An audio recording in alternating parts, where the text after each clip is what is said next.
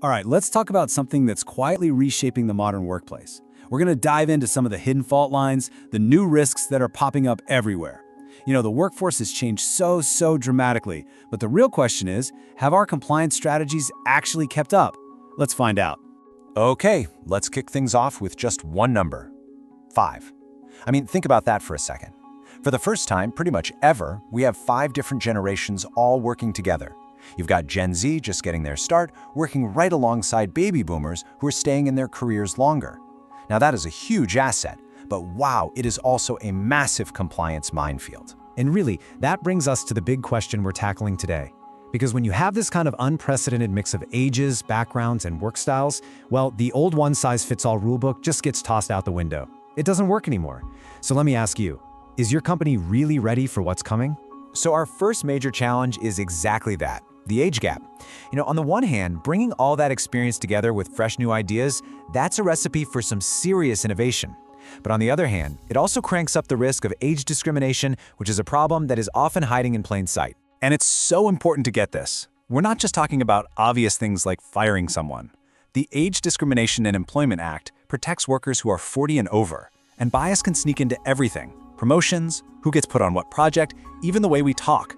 A harmless little okay boomer joke or calling an older colleague over the hill. That stuff can literally become evidence of a hostile work environment. Now, if you think that sounds like an exaggeration, take a look at this.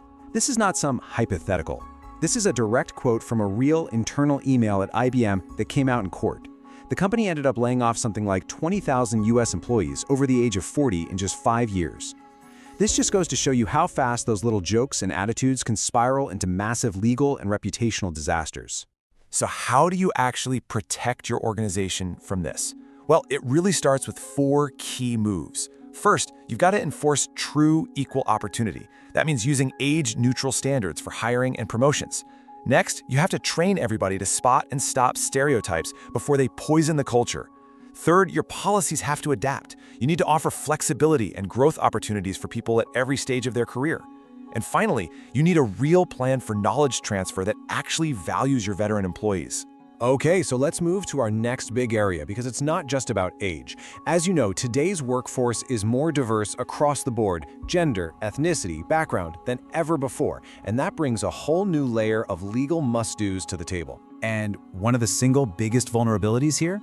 It's inequity. Gaps in pay and in promotions. Even if it's totally unintentional, unconscious bias can create these systemic problems where different groups are treated differently. And once those gaps come to light, oh boy, the legal fallout can be absolutely enormous. Just look at this number, $118 million. That is what Google paid to settle a massive class action lawsuit for 15,500 female employees. The claim? That they were being paid less than men for similar work. This is the price tag. This is the financial reality when you don't get equity right. Now here's something that catches a lot of people by surprise. What do you think happens after an employee speaks up about discrimination? You'd think the main complaint is, the discrimination itself. But the data from the Equal Employment Opportunity Commission, it shows that retaliation is now the #1 most common charge filed. More than half the time, people feel like they're being punished just for raising their voice. So to handle all this, your game plan has to be proactive. That means doing regular pay audits to find and fix the gaps before they turn into lawsuits. It means training every single manager on how to protect people from retaliation. And your training needs to be broader, covering all kinds of bias, not just the obvious stuff. And of course, you got to keep your policies up to date and stay on top of all the new laws, like pay transparency rules. Okay, so we've talked about age and diversity inside the office. But what happens when the office itself kind of disappears? The huge shift to remote work and the gig economy has been amazing for flexibility.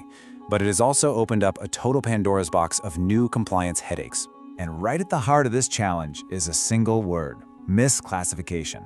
This is basically when a company calls a worker an independent contractor so they can avoid paying for benefits, overtime, and all those payroll taxes, when, legally, that person should really be an employee. Regulators are cracking down on this hard, and the penalties are no joke. So what's the difference? Well, it almost always boils down to one thing: control. If the company is controlling the how, the when, and the where of the work, that person is probably an employee. They get all the legal protections. A true independent contractor, on the other hand, they're the ones in control of their own work. Getting this distinction right is absolutely critical. The key here is you can't just wing it. You have to be deliberate. You need to use legal tests to assess and then document every single worker's status. And for your remote hourly folks, you have to have time tracking. It's not optional. And this is a big one. You have to localize your policies because an employee in California has totally different rights than one in Texas or, Toronto. It's why clear remote work agreements are just non-negotiable. All right, so we've mapped out all these risks across age, diversity, remote work, you name it. But just putting out fires as they pop up is not a strategy. So let's pull all this together into a proactive playbook that's going to get you ready for the future of work. This right here is the new mindset. Compliance can't be some dusty checklist you look at once a year anymore. In a world that's changing this fast, your program has to be agile enough to keep up. It has to be informed by actual data. And most importantly, it has to be focused on preventing problems before they even begin. So what does that look like in practice? Well, it's built on a few key pillars. You should be using data analytics to spot red flags in your pay or promotion numbers. You've got to build a culture where people actually feel safe speaking up.